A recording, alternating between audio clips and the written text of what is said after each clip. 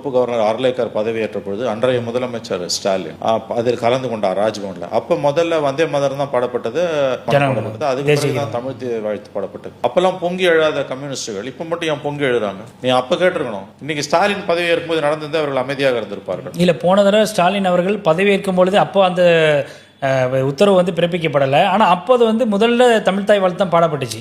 21க்கே இப்ப போவாதீங்க ப்ளீஸ். 26 ஜனவரி மாதம் என்று நினைக்கிறேன் பொறுப்பாளர் நியமிக்கப்படுகிறார். அந்த பதவியேற்பில் அன்றைய முதலமைச்சர் ஸ்டாலின் கலந்து கொள்கிறார்.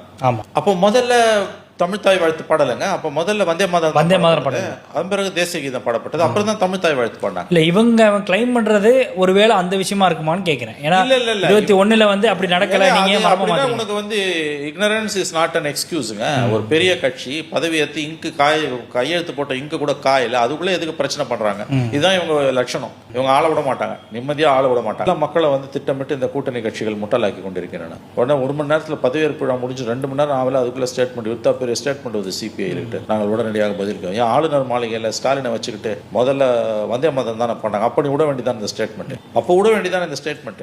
அப்போ மாமியார் உடைச்சா மண்குடம், மருமக வச்சா பொண்ணுடமா? இப்போ இவங்க நோக்கம் என்னன்றது தெரிஞ்சிச்சு. இது அவர் எத்தனை நாள் அவரால் தாங்க முடியும் இந்த இம்சைன்றது நமக்கு தெரியல.